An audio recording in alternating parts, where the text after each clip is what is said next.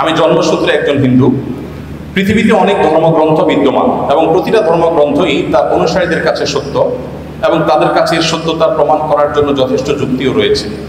আমার প্রশ্ন হলো, আমি যদি কোনো একটা ধর্মগ্রন্থকে সঠিক বলে মেনে নিতে চাই, সেটা কিভাবে সম্ভব, কিভাবে হবে?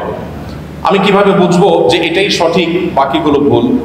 যেহেতু সবার নিজের ধর্মগ্রন্থগুলো সঠিক বলে মনে করেন, আমি নিরপেক্ষভাবে কোনটাকে সঠিক বলে মেনে নিব এবং কেন মেনে নিব? খুবই গুরুত্বপূর্ণ এবং খুবই প্রয়োজনীয় প্রশ্ন করেছেন আমাদের এই ভাই।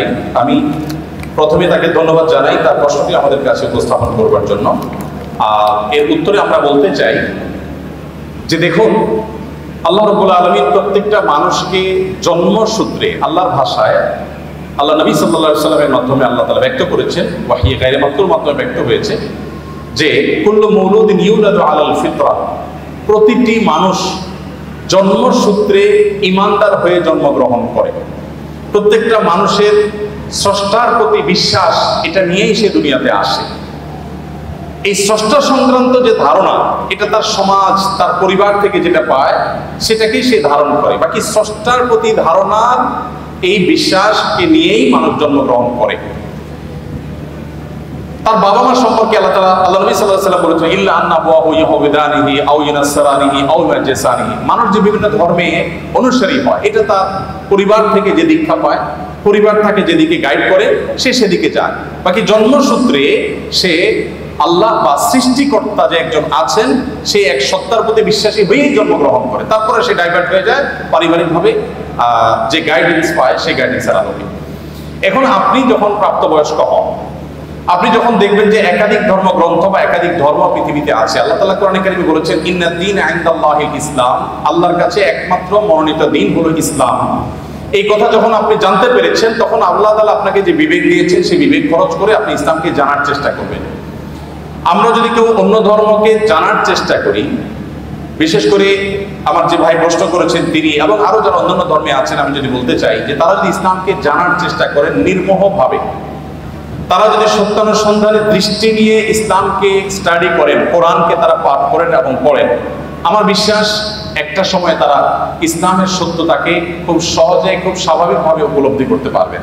যেহেতু তিনি একজন সৃষ্টিকর্তায় বিশ্বাস করেন, অতএব সৃষ্টিকর্তার কাছে তার আকুতি থাকা উচিত, প্রার্থনা থাকা উচিত, হে মহান সৃষ্টিকর্তা, আপনি আমাকে গাইড করেন এবং নিজের বিবেক, বুদ্ধি সবগুলোকে উন্মুক্তভাবে তিনি ব্যবহার করে তিনি কোরআনকে, আল্লাহর দ্বীনকে তিনি বোঝার চেষ্টা করা দরকার। এটা যে কোনো ধরনের মানুষের জন্য প্রযোজ্য যে আপনি পারিবারিকভাবে যে দ্বীন পেয়েছেন, সেই দ্বীনকে আপনি রপ্ত করেন, বুঝেন।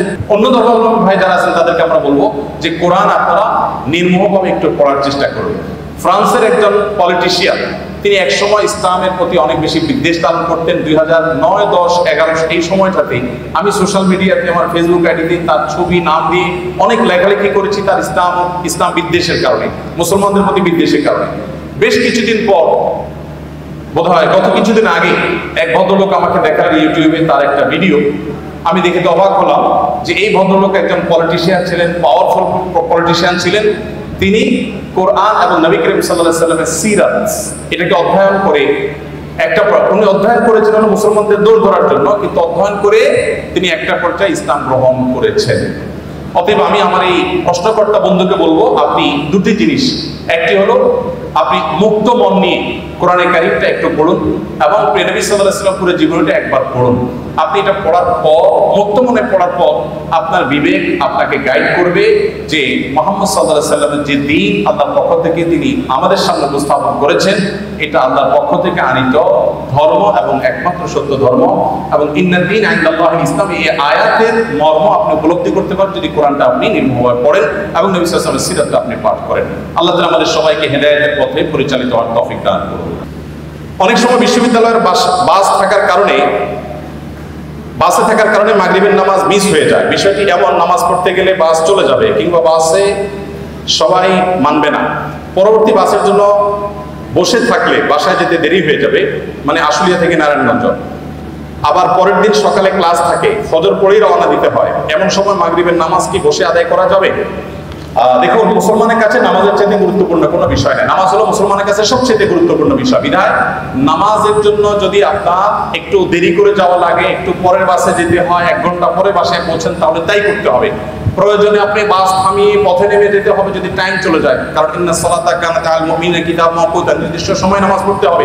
বিধায় আপনি নেমে নামাজ পড়ে নেবেন, এরপরে আপনি প্রয়োজনে নিজের গাছের টাকা দিয়ে অন্য বাসে যাবেন। যদি এগুলোর কোনোটাই আপনার জন্য সম্ভব না হয়, উজু করে বাসে উঠবেন, যে মাগরিবের নামাজ পথে আপনার সময় চলে যাওয়ার মতো পরিস্থিতি তৈরি হতে পারে, তাহলে বাসের মধ্যে আপনি যেভাবে সম্ভব দাঁড়িয়ে নামাজ আদায় করার চেষ্টা করবেন। যদি কেবলার দিকে যায় তাহলে ওইদিকে ফিরে, যদি উল্টা দিকে যায় তাহলে সেদিকে ফিরে, আর যদি অন্য কোনো দিকে যায় তাহলে কোনোভাবে মোড় ঘুরিয়ে দাঁড়ানোর সুযোগ বের করার চেষ্টা করবেন। আমার জীবনে এরকম ঘটনা ঘটেছে যে বাসে আছি, দূরপাল্লার বাসে, ফজরের নামাজের টাইম যায় এবং বাস ড্রাইভার কোনোভাবে থামাবেন না, বহু কষ্টে ওযু করে গায়ের মধ্যে দাঁড়িয়ে নামাজ পড়েছি। কখনো পড়ে যেতে গেলে আমি সিট ধরে এসে নামাজের কাজ শেষ করেছি, তারপরে নামাজ আদায় করেছি আলহামদুলিল্লাহ। ইমানদারের জীবনে নামাজের চাইতে গুরুত্বপূর্ণ কোনো বিষয় নাই, সেজন্য আপনাকে নামাজ পড়তেই হবে। এটা নো কম্প্রোমাইজের মতো একটা বিষয়, আপনার জীবন মরণের একটা ব্যাপার। আপনি অন্য সব কিছুতে ছাড় দিতে পারেন, কিন্তু টাইম মতো নামাজ পড়ার ক্ষেত্রে কোনো ছাড় দেওয়ার সুযোগ নাই। যদি আপনি কোনো বাহনে থাকেন, নামার মতো কোনো পরিবেশ না থাকে, নামলে ভয়াবহ বিপদ হতে পারে, এরকম কোনো পরিবেশে থাকেন, তাহলে ওযু থাকলে সিটে বসে নামাজ পড়ে নেবেন। পরবর্তীতে অনেক ইমামদের মধ্যে সেই নামাজটা আপনাকে দৌড়ায় নিতে হবে, কিন্তু নামাজ আপনাকে পড়তেই হবে। এখানে কোনো প্রকার ছাড় কিংবা মাফ নাই। কিভাবে চোখ হেফাজতে রাখা যায়? আরেকটি প্রশ্ন হলো, বেকার অবস্থা বিয়ে করা কি জায়েজ আছে?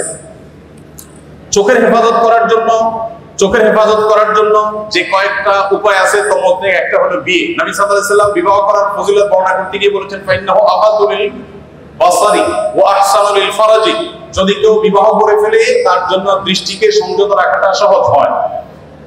এখন প্রশ্ন হলো যে বেকার অবস্থা বিয়ে করা যায় কিনা? যদি বেকার অবস্থা বিয়ে করে বিবি স্ত্রীর ডাল ভাতের জোগাড় করা মতো সুযোগ থাকে, প্যারেন্টসের সহযোগিতা থাকে, তাহলে ইসলাম সেটা সম্পূর্ণ জায়েজ আছে, না জায়েজ কোনো কাজ নয়।